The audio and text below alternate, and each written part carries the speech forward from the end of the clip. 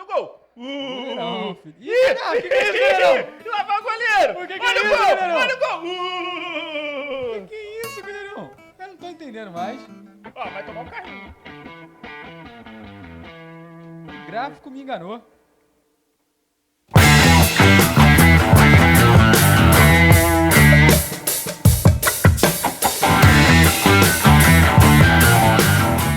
Alô, amigos do Papo de Bar. Voltamos em definitivo.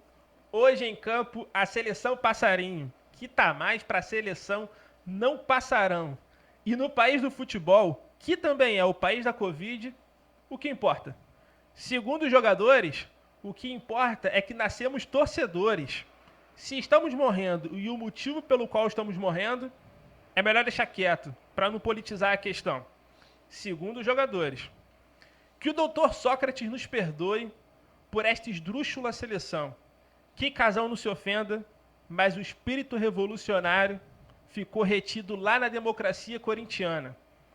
Ah, e se você acha que política e futebol não se mistura, então fica aqui para assistir mais um Papo de Bar, que vamos falar muito sobre futebol, política e mostrar aquela visão de mundo que você ainda não viu. Então, se inscreve no canal, curte o vídeo e acompanha a gente que está começando mais um Papo de Bar. Samuel, tivemos uma semana complicada. Brasil, como já se disse muito, não é para amadores. Não mesmo. E estamos aí ao pé de começar mais uma Copa América, que não sabe para onde vai, se vai para o Chile, se vai para a Argentina. Tropeçou, caiu no Brasil. Como é que estão essa semana aí pra gente? E pensar que esboçaram uma mudança da escalação do Brasil, colocando Alisson no gol, Alistalin no gol, Éder Militante na zaga e Neymar no ataque. E o Tite, o grande cara que orquestra essa seleção petista e comunista, de acordo com alguns. Mas no final das contas, acabou que não foi nada disso. Seria mais digno. Seria. Mas vamos lá, então vamos para a primeira pauta que a gente já está comentando um pouco. A primeira pauta de hoje é justamente os jogadores da seleção que publicaram, segundo eles, um manifesto, né? Sabe lá se isso realmente dá para se considerar um manifesto, uma carta da tremenda da mais ridícula. A gente trouxe aqui a matéria feita pela CNN, pela Natália Fonseca. E o que acontece, todo mundo já deve ter acompanhado, que a Copa América está nesse trâmite para ser realizado. O primeiro jogo vai ser no domingo, a gente está gravando aqui numa quinta-feira.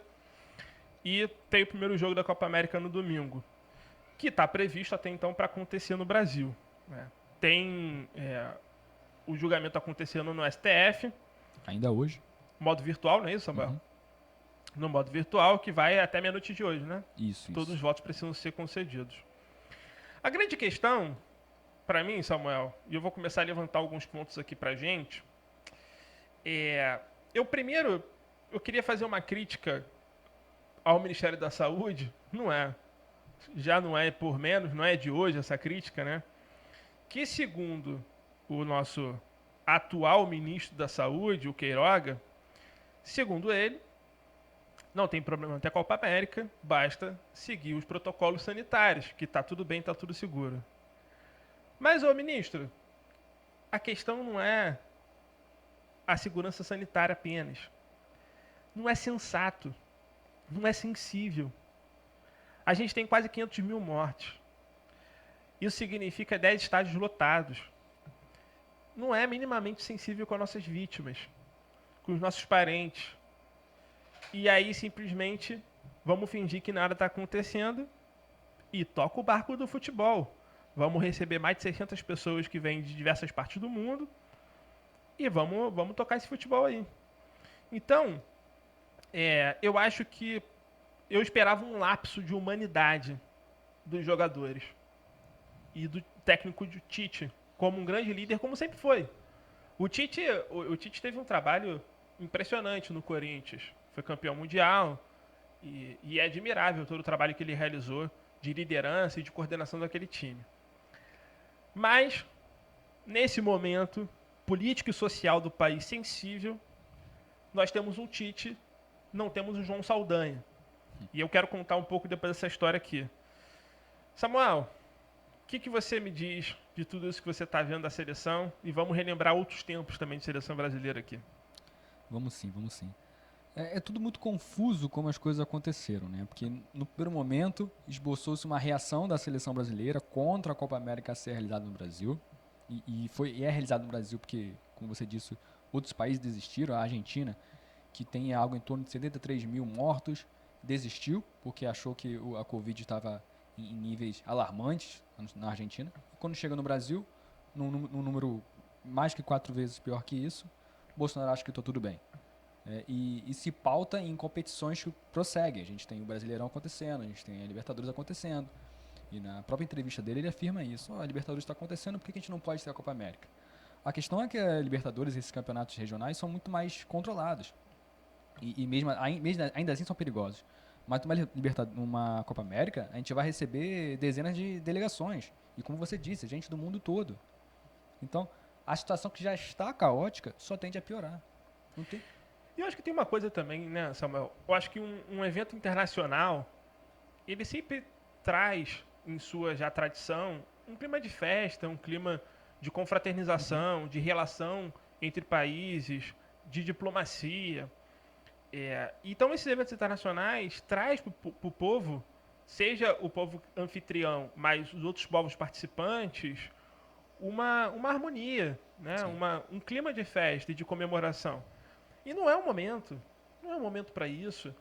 E, e eu não entendo qual é o motivo da tamanha insistência de querer realizar um campeonato como a Copa América, que não vai atrapalhar em nada outros calendários. Então, qual é a necessidade? É uma necessidade de faturar? De, de ter faturamento, da Comebol conseguir colocar dinheiro em caixa? Porque se for isso, eu acho que é uma comprovação de que o faturamento da Comebol é mais importante do que qualquer outra vida. E é interessante, eu vou abrir esse parênteses rapidamente em relação ao apoio, porque as marcas também vêm saindo, tirando esse corpo fora. A exemplo da Mastercard, a Ambev também iniciou dizendo que não vai expor sua marca na Copa América, apesar de ainda manter o patrocínio na Comebol, mas não vai expor a sua marca na Copa América. E parece uma certa inconsistência, né? Então fica um pouco complicado de torcer, seja para qual seleção for nessa Copa América. Assim, foi um tiro no pé, né? Porque a Comebol, ela acreditou que poderia lucrar com a Copa América e perde patrocinadores importantes, como você já citou. E assim, querendo ou não, agora numa análise mais futebolística da coisa, a Copa América perdeu seu brilho há muito tempo. E isso também deve ser levado em consideração. Em 2007 mesmo, a gente teve 2 jogadores, o Ronaldinho e o Kaká, que se negaram a jogar a Copa América porque tinham compromissos mais importantes com os seus clubes. Hoje a Copa América, além de ser uma prejudicial para a questão da saúde pública no Brasil, ela também é prejudicial aos clubes. Porque a seleção não paga salário de jogador. Quem paga salário são os clubes. E os clubes perdem jogadores para a seleção, porque os campeonatos estão rolando. Então, se for tomar a decisão de não ter Copa América, se não for por conta da saúde pública, que seja por dessas questões relacionadas aos clubes e relacionadas à visibilidade da Copa América. Hoje não tem mais a visibilidade que outrora tinha no passado. Então, é repensar também essas coisas. Não só a saúde pública, que é o mais importante, mas se não for por causa disso, a gente tem que pensar a partir dos clubes e a partir do que é o espetáculo do futebol. Por exemplo, você falou antes que tem essa coisa de confraternização, eu concordo. Ainda que também tem uma coisa de embate, sobretudo porque é a Copa América, vai ter Brasil e Argentina. Mas a gente vai receber muita gente aqui no país. Mesmo com estádios fechados, não vai ter público, ainda assim estão pensando em ter público na final, não é algo definido. Mas eu acredito que vai ser como foi na Libertadores do ano passado, que teve um público reduzido, mas teve público na final. Cara, eu tenho certeza que vão ter pessoas que vão vir para o Brasil e vão querer assistir os jogos em bares que já estão abertos, em outros lugares, na praia e tudo. E a gente vai ter aglomeração, e não só de brasileiros, mas de pessoas vindo de outros lugares da América do Sul. Sem dúvida. E para quem às vezes não gosta de misturar futebol e política, é importante lembrar que num país de golpes, de questões sociais sensíveis, o futebol ele foi fundamental para a construção política, para a construção social e para a crítica. O futebol sempre foi fundamental nesse sentido. E eu queria lembrar aqui da democracia corintiana. A democracia corintiana na década de 80. Eu trouxe até aqui a imagem da democracia corintiana, que é o seguinte: a democracia corintiana foi um movimento dentro do Corinthians, junto com técnicos, jogadores, direção, que durante a ditadura, né, e ali começou na década de 80 a ficar mais forte a democracia corintiana, você tinha 3 jogadores, né, que hoje em dia não faz parte mais da seleção, infelizmente. Mas a gente tinha na ponta esquerda o Vladimir, o operário preto, líder sindical, que fazia parte do time do Corinthians. No meio de campo, doutor Sócrates brasileiro, o intelectual, ativista social e que estava ali, que era o puxador desse barco. E a gente tinha, na época, o atacante Casagrande, grande Casão, que era o jovem revolucionário de 19 anos, que dava aquele ar de juventude e tocava esse barco para frente. E aí, quando chegou em 1981, o Washington Oliveto construiu essa marca que a gente está vendo aí na tela, da democracia corintiana. E é interessante a construção do Washington Oliveto, porque quando ele foi construir essa marca, ele construiu com a tipografia da Coca-Cola. Isso, chama atenção. Que é até hoje, talvez, né, um dos produtos mais populares que existem. Então, o Washington Oliveto, ele conseguiu juntar 2 elementos populares, o futebol e a Coca-Cola, num produto só, que era a democracia corintiana. E foi fundamental o movimento da democracia corintiana para a reconstrução da democracia, para a redemocratização. Claro que a redemocratização e as diretas não vieram simplesmente por causa da democracia corintiana. Mas quando a gente fala de um período de ditadura ou de períodos sensíveis socialmente, eu acho que todo movimento ele é uma força a mais e ajuda a trazer essa unidade da população, seja pelo futebol, pela música, pela arte, né? Existem diversas maneiras da gente trazer esse movimento. E eu acho que o Sócrates, Casagrande, Vladimir e todo o time da época, eles não queriam simplesmente fingir que não está vendo. E parece que é isso, né? Parece que a atual seleção brasileira prefere fingir que não está vendo o que está acontecendo. Não importa se aqui no Brasil as pessoas nascem torcedores, mas o que importa é que nesse momento está morrendo. E está morrendo por diversos motivos, inclusive político. Então, eu acho que essa história de não vamos politizar, isso está na carta feita pelos jogadores e publicada, eu acho que não condiz, porque é político o problema no sentido social. Eu não estou falando no sentido partidário, estou falando no sentido social. Nós temos um problema político, nós temos um problema que tem mortes acontecendo, estamos ainda no patamar alto de quase 2.000 mortes diárias, e os jogadores da seleção, técnico e toda a equipe resolveu então fingir que não está vendo. Deixa a bola rolar e vamos jogar. O resto é o resto. Então parece que o representante do povo brasileiro, que os jogadores são representantes do povo brasileiro, está ignorando o que está acontecendo com o povo. Verdade. E aí eu acho que o movimento, voltando para a democracia corintiana, foi fundamental para a construção da democracia. Para a gente só trazer um exemplo aqui, em 1982, isso na ditadura ali ainda acontecendo forte, teve um jogo em que todos os jogadores do Corinthians entraram na camisa escrito dia 15, vote. E era, na verdade, uma eleição que ia ter para governadores, que ainda não tinha eleição direta para presidente. E existia ainda uma luta social de construir essa eleição direta para presidente. E o povo não estava acostumado a votar, né? Foram quase aí 20 anos de ditadura e o povo não estava acostumado a votar. Já estava indo já para quase 20 anos de ditadura.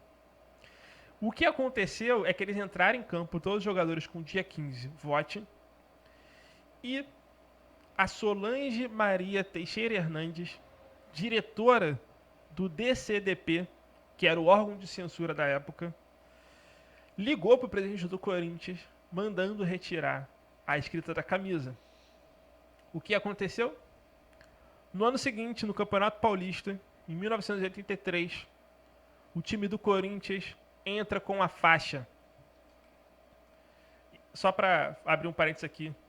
Doutor Sócrates brasileiro, no meio, Casão, e na ponta direita ali, Vladimir, o operário. E aí, em 1983,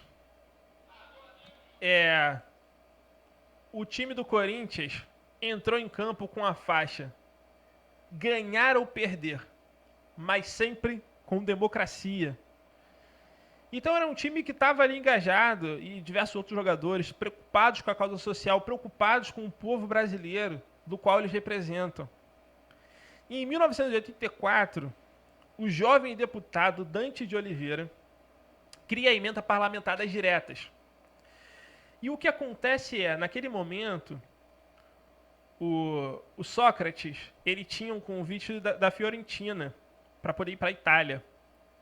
E aí, num comício em São Paulo, com mais de 1 milhão de pessoas na praça, Doutor Sócrates fala ao microfone, e eu quero ler aqui na íntegra. Se a emenda Dante de Oliveira for aprovada, eu não vou embora do meu país, disse Dr. Sócrates, se relacionando à proposta do Fiorentina. O que aconteceu é que, no dia 25 de abril, na madrugada, por falta de 22 votos, a emenda é reprovada. E o Sócrates afirma: foi o dia que eu mais chorei. E aí, Sócrates acaba então viajando para a Itália e aceitando o convite da Fiorentina.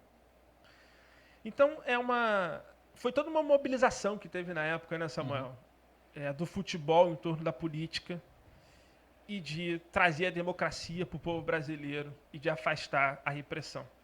É curioso como o nome surgiu, né? A democracia corintiana. Foi uma coisa meio que acidental. O jornalista Juca Kfouri, ele estava numa entrevista e ele comentou: "Não, esse negócio que está acontecendo aí, a democracia corintiana", e aí o nome pegou. É curioso porque essa democracia corintiana ela gerou frutos ao Corinthians. Hoje a maior torcida organizada do Brasil é a Gaviões da Fiel. E a Gaviões da Fiel é assumidamente antifascista. Eu me lembro que em 2018, o presidente da Gaviões da Fiel, durante a campanha política, ele falou que Gavião não vota em Bolsonaro. E quem quer votar está livre para se retirar da Gavião da Fiel. Porque isso vai contra a história de tudo que o Corinthians construiu. Corinthians que nasce em períodos difíceis, em período de ditadura. E ressurge em momentos como a democracia corintiana. E fica aí a pergunta, né, por que os jogadores brasileiros não reagem mais dessa maneira? O jornalista Mauro César Pereira, ao comentar esse manifesto, ele afirma que esse manifesto é a cara do jogador médio, do jogador padrão brasileiro. A essa época, e isso é uma percepção pessoal minha, os salários não eram tão altos. Então os jogadores ainda tinham alguma conexão com o povo. Você tem um operário no meio deles que tinha uma conexão clara com o povo. Hoje em dia, com os salários milionários, e grande parte dessa seleção brasileira não jogando no Brasil, jogando em países desenvolvidos, jogando em países que a vacinação está muito mais na frente e que as mortes foram muito menores, eles se desconectam completamente com o povo. E os que ainda são pouco conectados, eles acabam não falando de política ou não politizando a questão, como disse o nosso capitão Casemiro. E eu percebo que isso é uma tendência, e infelizmente uma tendência do futebol. Porém, a gente tem ainda movimentos políticos no futebol. A exemplo, por exemplo, do movimento que o Liverpool tem em crítica à ex-presidente lá, a Dama de Ferro, Margaret Thatcher, a ex-primeira-ministra, Margaret Thatcher, e que quando ela assume e ela não consegue entender o fenômeno que é o futebol, ela tem a ideia de fechar os estádios. Ela pensa assim, se eles querem assistir jogo, que assistam na TV. Ela realmente achava que a energia que se vivia entre as torcidas organizadas dos estádios não significava nada, que a questão era só ver o jogo e pronto. E ela comprou briga, assim, com a política neoliberal dela, ela comprou briga com os sindicatos. E comprar briga com os sindicatos naquela época é comprar briga com os clubes. Porque os clubes estavam intimamente ligados a sindicatos. O futebol surgiu dos sindicatos Surgiu dos ingleses. sindicatos. E sempre se estabeleceu nisso. Então, a seleção o time do Liverpool, inclusive, ele é bem crítico a Margaret Thatcher. Quando ela ainda estava viva, eles tinham uma faixa que dizia que quando ela morresse, eles iriam comemorar. É forte, mas é real. E quando ela morreu, eles realmente comemoraram. Isso me lembra até uma situação que aconteceu num programa do Sport TV, um programa esportivo, que o André Rizek, um dos jornalistas, perguntou ao Tim Vickery, que é um jornalista britânico, se ele estava triste no dia da morte da Margaret Thatcher. E ele pensou assim, olha, eu tô triste por ela ter nascido. E o Rizek foi pego de surpresa naquele momento. Como assim? O que você está falando? Aí ele explicou toda essa questão da ligação das torcidas com os sindicatos, do quanto que ela serviu de antagonismo ao futebol, o esporte que nasce na Inglaterra e ela não compreende, porque ela não compreende o povo. Então, além disso, a gente pode citar, por exemplo, o movimento de independência da Catalunha na Espanha, que tem o Piqué, hoje nem tanto, mas que já foi ali um dos melhores zagueiros do mundo, jogador do Barcelona, que era militante por essa causa de independência, fez questão de votar no referendo, mostrar que votou e explicar o porquê que era importante aquilo, e que sempre apoiou a Catalunha, a causa da Catalunha, contra os abusos da Espanha, dentre outros movimentos que a gente poderia citar aqui. Então, e não só no futebol. Não, em diversos esportes. Pensar, por exemplo, no basquete, toda semana a gente vê um movimento. No próprio vôlei de praia, que aconteceu com a Carol também recentemente, que ela gritou fora Bolsonaro sim. Depois da final.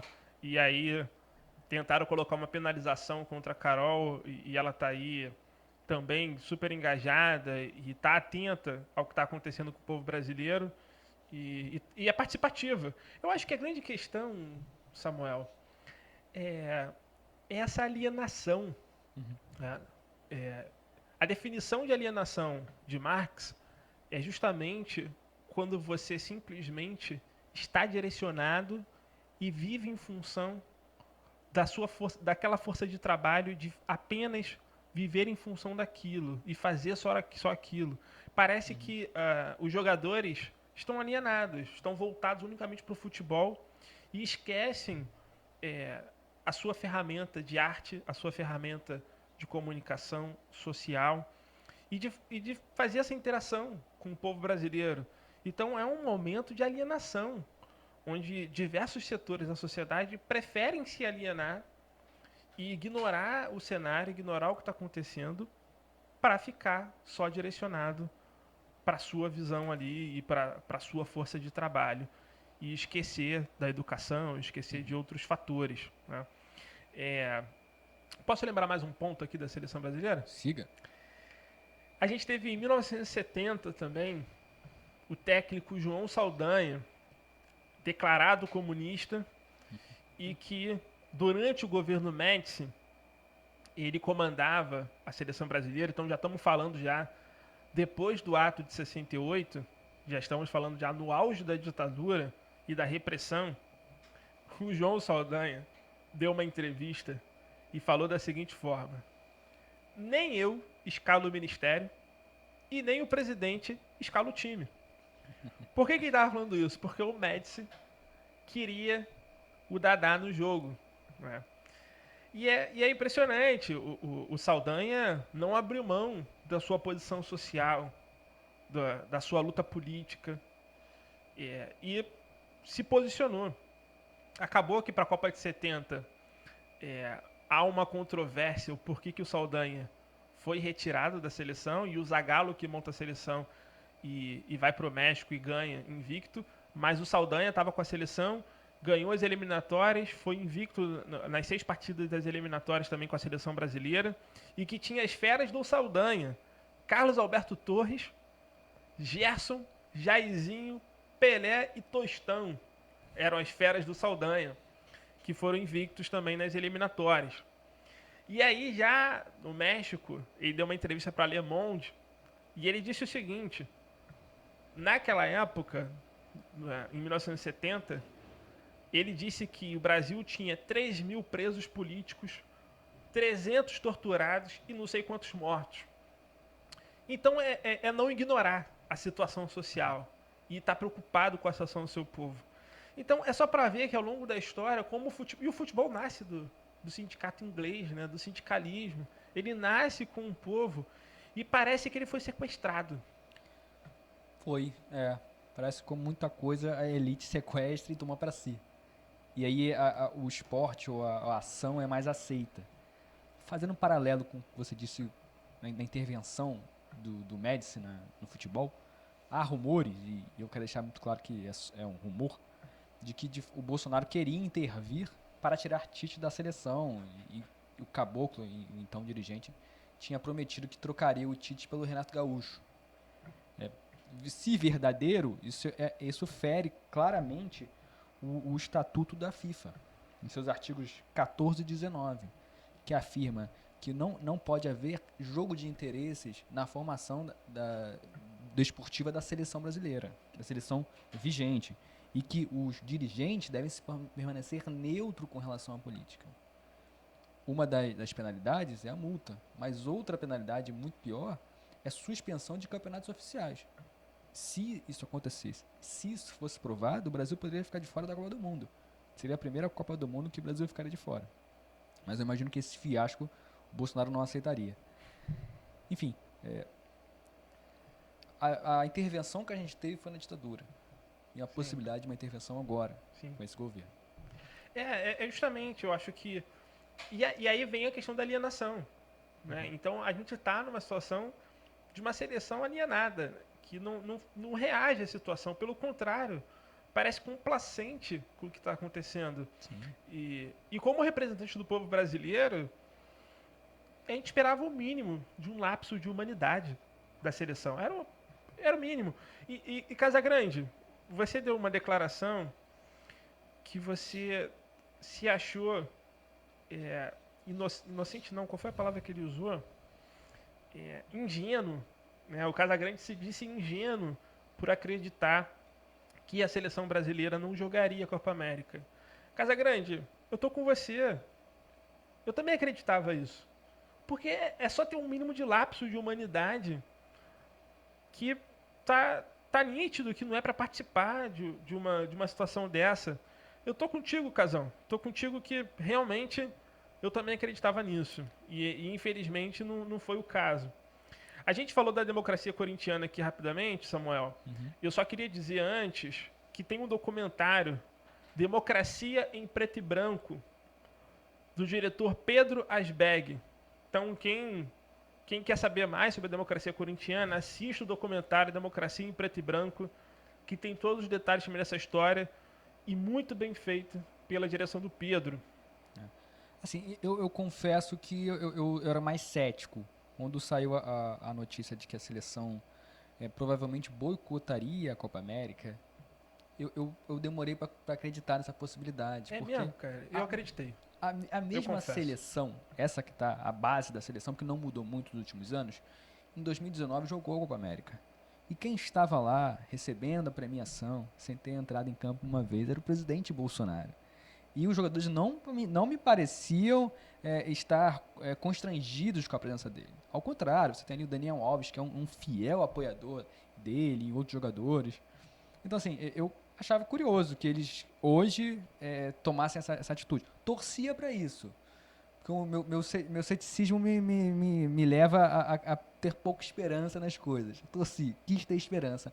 Mas, infelizmente, com a divulgação desse manifesto, ela foi pro água abaixo.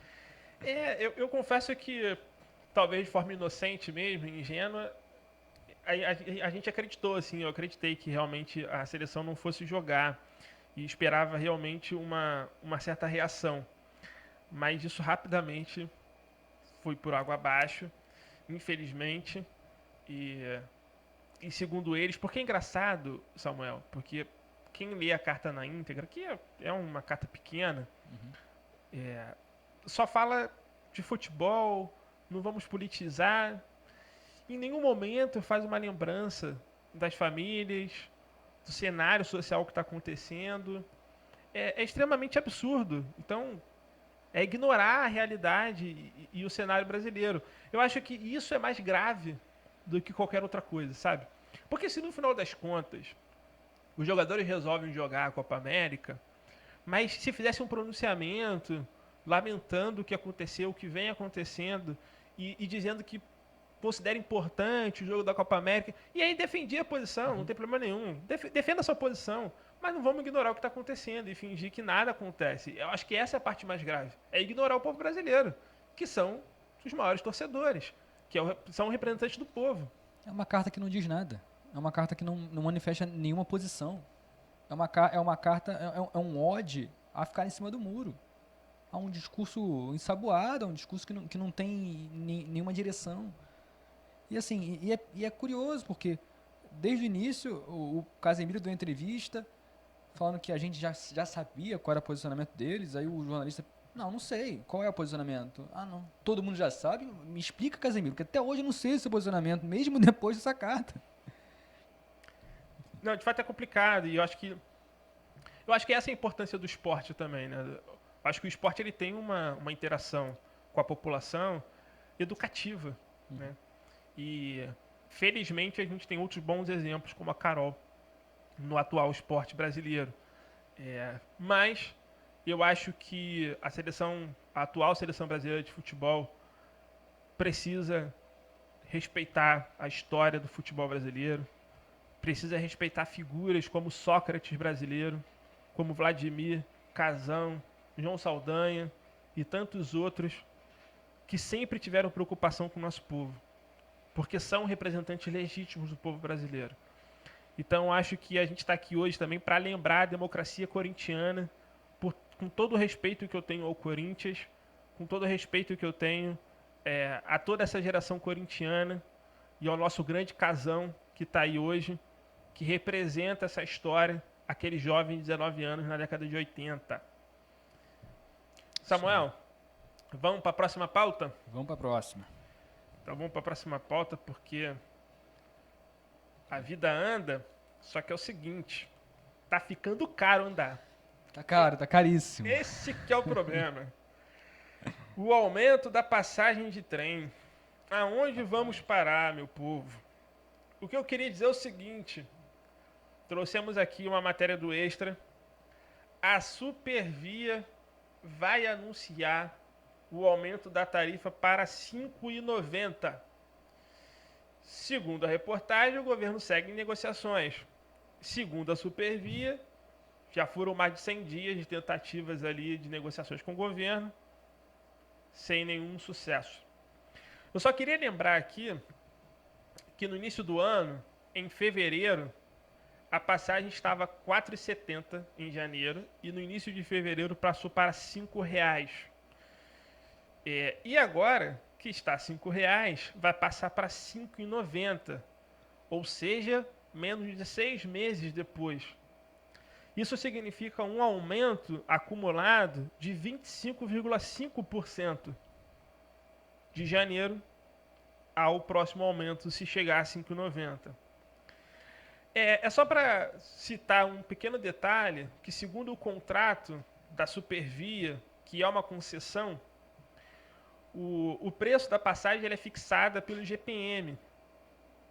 Só que há controvérsias, porque há uma falta de transparência, né, Samuel, em relação a como essa tarifa é calculada, em relação às variáveis que mexem com essa tarifa. Então fica um pouco obscuro esse cenário aí, né, Samuel? Sim, o contrato ele é obscuro. Isso não deveria ser uma característica dos contratos de concessão. E aqui, para quem não compreende um pouquinho, o que é concessão, né? Concessão é uma modalidade de licitação. O que acontece é que o Estado ele não se vê na possibilidade de prestar o serviço, então ele precisa contratar uma empresa privada para prestar aquele serviço. E aí, através da concorrência, tem várias modalidades de licitação. Essa é utilizada na concessão, é a concorrência. A concorrência são as empresas que decidem fazer parte, podem participar, e a proposta mais vantajosa ganha e assina um contrato com o Estado. Esse contrato foi de 25 anos. É um contrato longo. É comum contratos longos em concessão. Mas 25 anos é um pouco demais. E precisa atualizar as regras, né? Porque não dá para ser as mesmas regras durante 25 anos. Foi assinado em 98. Muita coisa pode acontecer no meio do caminho. E pasme também, ele foi renovado em 2010 e a partir de 2023 ele vai ser vai aumentar por mais 20 anos. Para 25, mais 25 anos. Total de 50. Então, a gente fica refém da concessão. O Estado fica refém da concessão. E o interesse público vai para o ralo. Principalmente nessa questão. Foram 11 aditivos. Você tem um contrato firmado. E durante 98 para cá, houve 11 adições ao contrato em benefício da concessão. Não se fala mais em interesse público nesse momento. E a gente podia... Eu ouvi bastante...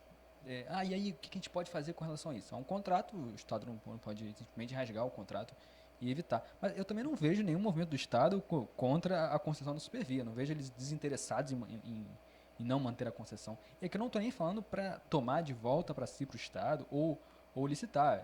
Licitar novamente, cada um tem opção. Por exemplo, o prefeito Eduardo Paes escolheu licitar novamente. Eu esqueci o nome da rodovia da Lança, que inclusive que na época o Crivella encampou. Invepar? O quê? Eu não me recordo. Acho que é a linha amarela. Não, da linha amarela. Linha amarela. Da linha amarela. Isso. Não é Invepar, não. Invepar é do metrô. É a Lança. É a Lança. É? É a Lança. Tanto nome a gente se perde, né? E o prefeito, por exemplo, optou por realizar outra licitação. Já tinha sido encampado, e aí é sempre bom, antes de falar, fazer essas distinções, né? A gente tem encampação, caducidade e intervenção. Encampação foi o que foi feito pelo Crivella, ao meu ver, de maneira meio confusa na grosseira, época. no Grosseira, foi mais politiqueira do que qualquer outra coisa. Intervenção é o que o Eduardo Paes fez com o BRT agora. E tem a caducidade, né? Caducidade é quando há um erro da concessão. O concessionário, aquele que assinou o contrato com o Estado, ele não cumpriu a sua parte do contrato. E aí o contrato caduca. O Estado assume e o contrato se extingue e depois, posteriormente, o Estado ele paga a indenização pelo que for necessário. A intervenção, que é o que foi feito no BRT, ela é provisória. O Estado ele decide intervir porque ele acha que tem algum indício de irregularidade. Ele tem 180 dias para provar esse indício de irregularidade. E enquanto ele está provando esse indício, ele assume a função da concessão. E tem o encampamento que foi feito, que é semelhante à intervenção, mas aí também é uma causa de extinção. Não foi culpa, não é caducidade, ou seja, não foi um equívoco, não foi um avilto ao contrato feito pela concessão. Ali é interesse público. O Estado decidiu e ponto final. É interessante fazer essa distinção, porque às vezes esses nomes técnicos do direito nos fogem no dia a dia. Sim. Mas aí, qual seria o caso nesse momento? Qual dos 3 pontos? Você falou, o contrato ele é obscuro. É difícil de ter acesso ao contrato, é difícil de analisar o contrato em si. A fórmula também. A fórmula que foi feita, que calcula o preço da passagem. Antigo, tudo isso, somando tudo isso, ele é complicado. Então, não tem como dizer aqui se houve um erro da Supervia ou se é um erro do Estado. De qualquer maneira, eu não vejo uma intenção do Estado em fazer algo com relação a isso. Até porque a gente assinou um novo contrato em 2010 com o Sérgio Cabral. Então eu vejo que o Estado me parece feliz com a Supervia, mas a população não está feliz em pagar R$ 5,90. Não só não está feliz, que esse aumento que era de R$ 4,70 no início do ano e está previsto agora para passar para R$ 5,90, ele vai representar R$ 50 a menos no orçamento do trabalhador e do passageiro que pega o trem ali diariamente para ir e voltar, seja para o trabalho, lazer, educação, para acessar as oportunidades e para se locomover. E a Getransp, a Agência Reguladora de Transportes, no início do ano, regulamentou, concordou com o aumento, segundo ela, porque estava vigente em contrato, né? Durante a pandemia e a paralisação que a gente teve em 2020, o Congresso Nacional aprovou o Programa Emergencial dos Transportes Sociais, que destinava 4 bilhões de reais para o setor. Isso foi aprovado no Congresso Nacional. Porém, foi vetado pelo presidente. E aí perdeu-se a oportunidade de que num momento difícil como aquele, e que hoje a Supervia alega que tem um déficit de mais de 1 bilhão, 1,2, né?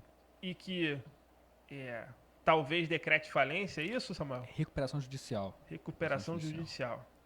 Assim, o que acontece na recuperação judicial, né? Mais uma vez um termo técnico e chato do direito. É diferente de falência.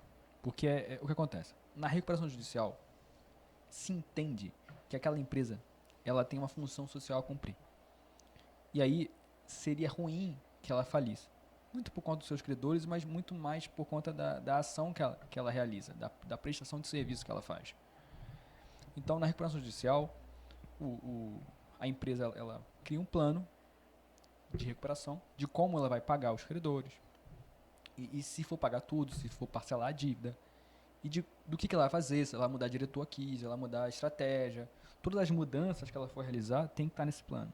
E aí, os credores, e eu acho que o maior credor, eu não me recordo agora, mas não vou me lembrar mesmo não. E os credores da empresa que está em recuperação judicial, eles decidem se aceita esse plano ou não. Na maioria das vezes eles aceitam, porque é isso. Se não aceitarem, vão tomar um calote. Até porque a empresa não pode gerar mais dívidas também a partir Não, daí. não pode, né? não pode. Mas aí eles decidem se aceitam ou não.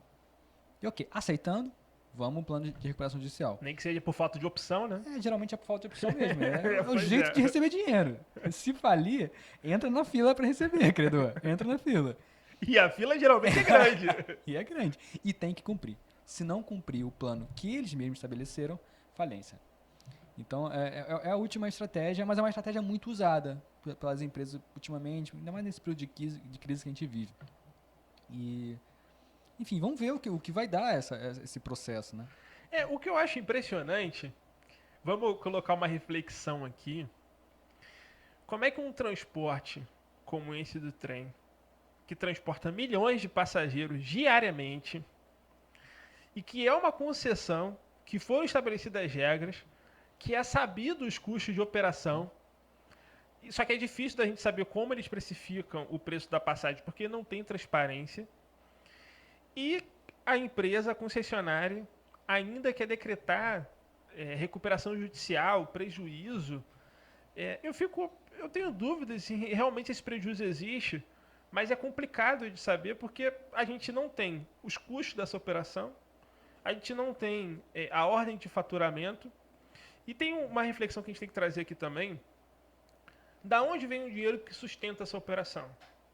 Hoje, de acordo com o que é colocado, a gente tem acesso em relação ao contrato, o custo da operação da Supervia e de todos os trens, ela é custeada pela passagem, pela tarifa, unicamente pela tarifa.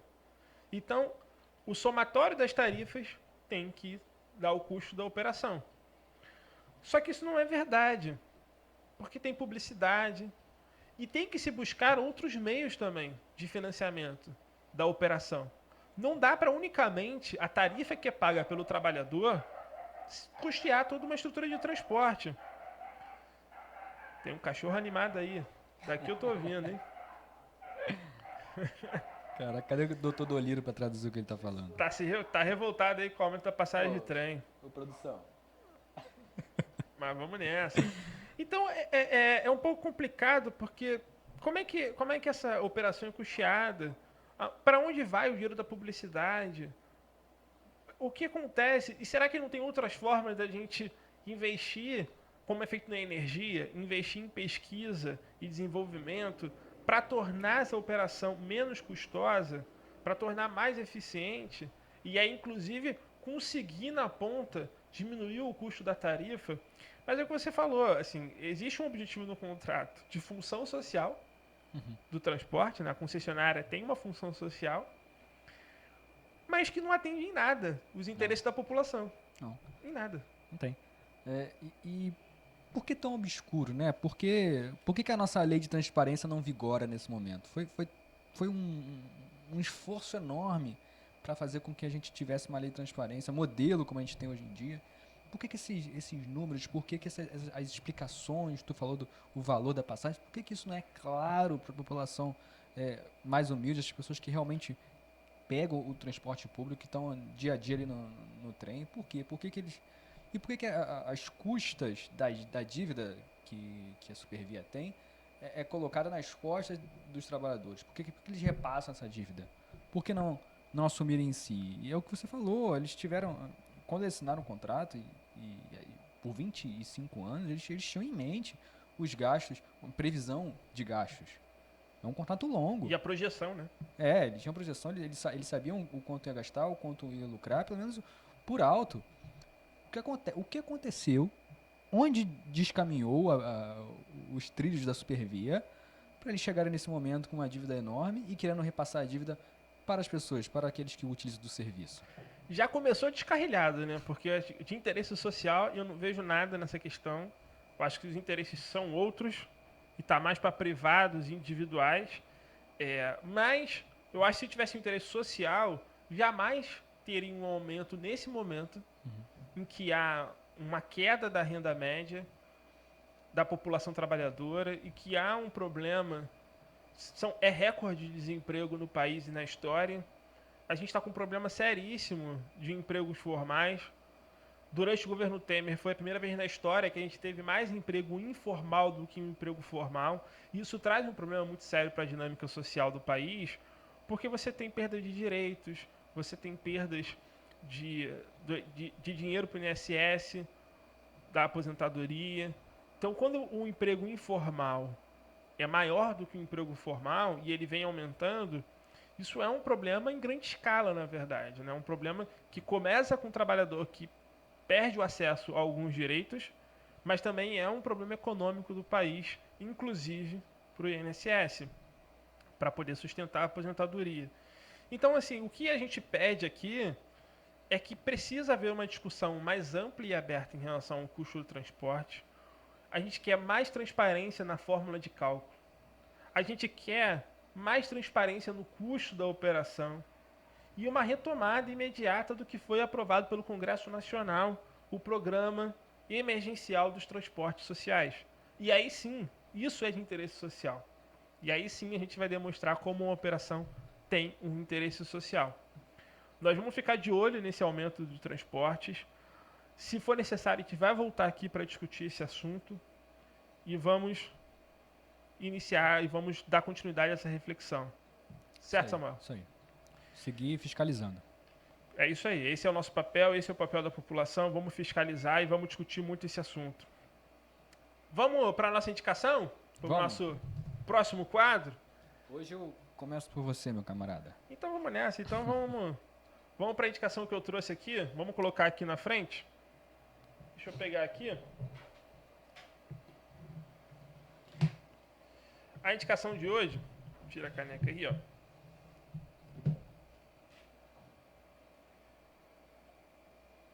1968, o ano que não terminou, Zuenir Ventura.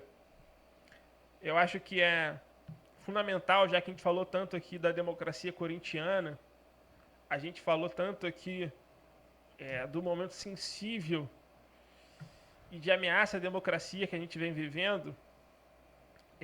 Eu acho que o livro do Zuenir Ventura, que começa no Réveillon da casa da Heloísa Buarque de Holanda, um Réveillon de 67 para 68, que eu acho que eles não imaginavam o que aconteceria no final de dezembro de 1968. O livro do Zuenir Ventura traz relatos, traz pesquisa, traz muita coisa para a gente entender o que foi esse ano de 68, o que significou no final do ano o AI-5, que foi um ano que podemos dizer que se esticou por pelo menos mais 24 anos pela frente. Pelo menos, né? Então, eu acho que é fundamental uma leitura do livro do Zuenir, Samuel, para a gente poder resgatar esse espírito cívico de luta social e de interesse coletivo, do interesse público. Eu acho, já que a gente falou da seleção aqui, a gente falou da democracia corintiana, do João Saldanha da década de 70, que vem logo depois desse episódio. Eu acho que é fundamental a gente discutir essa história. Mais uma vez, a gente traz aqui uma história que não deve ser esquecida. E o Zuenir faz isso com excelentíssimo brilhantismo.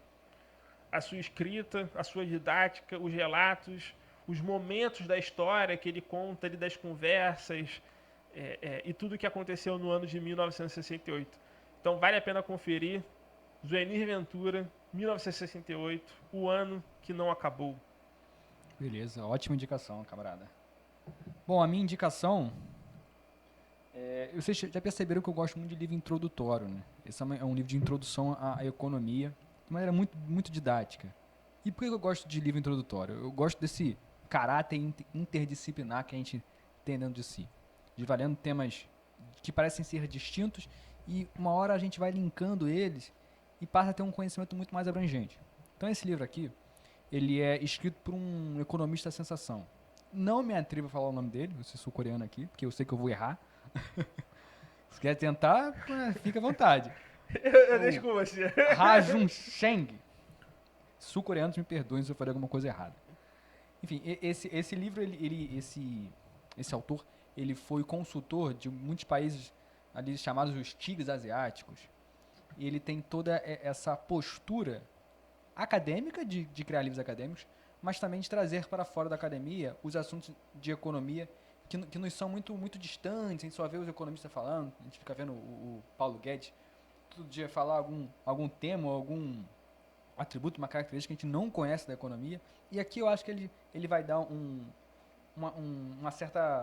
certo caminho para a gente compreender a economia. Ele vai iniciar perguntando por que a gente tem que aprender economia, por que é importante para mim e para você, cidadãos comuns, que nada tem a ver com o Estado ou que não são empresários nem nada do tipo, por que é importante. Ele vai caminhando, explicando em poucas páginas, assim, de forma brilhante, a história do capitalismo, o que nos levou até aqui, desde os conceitos ali iniciais de Adam Smith até agora. Vai passar por todas as escolas, todas é exagero, mas ele vai pegar pelo menos umas 7 escolas econômicas que hoje estão mais na voga, vai falar sobre liberalismo, você que ouve bastante aí, neoliberal, não sabe o que é isso, é keynesiano, outro é pós-keynesiano, outro é desenvolvimentista, é marxista. Escola de Chicago, escola de Frankfurt. Vai falar sobre isso. Enfim, esse Talma aqui, mas não me recordo direito, não quero estar errado. Mas ele vai abordar diversas escolas que estão em voga recentemente. E abordando você, às vezes pode se identificar com outra, às vezes pode fazer uma dialética entre elas, perfeito. E depois disso ele vai apresentar, e isso eu acho talvez o mais importante, alguns conceitos básicos da economia. Ele vai te explicar o que é a FMI, e o que é, por exemplo, o PIB, o que é o PIB, o que é um PIB per capita, por que isso é importante, como se analisa ele. Analisar sozinho, como tem feito algumas pessoas nesse momento, é importante, ou a gente tem que analisar o PIB com outros indicadores. Ele vai falar de índice Gini, que é talvez o índice que eu considero mais importante, que é o índice de desigualdade social e econômica. E por que é importante? Por que um país não pode ser só rico, ele precisa ser mais igualitário.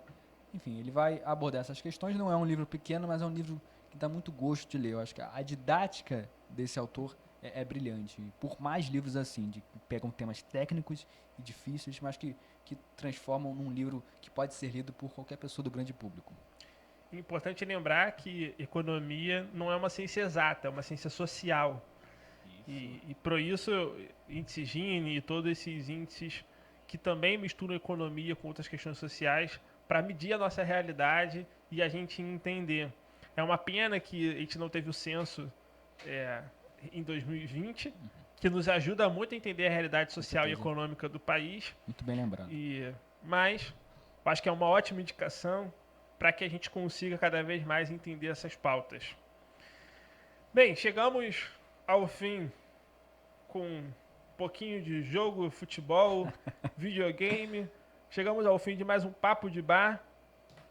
E você que está aí nos acompanhando, não esquece de se inscrever no canal, de curtir o vídeo e acompanhar esse Papo de Bar de um malandro de mesa e um poeta de bar que só você está vendo e a gente traz aquela visão que você ainda não viu.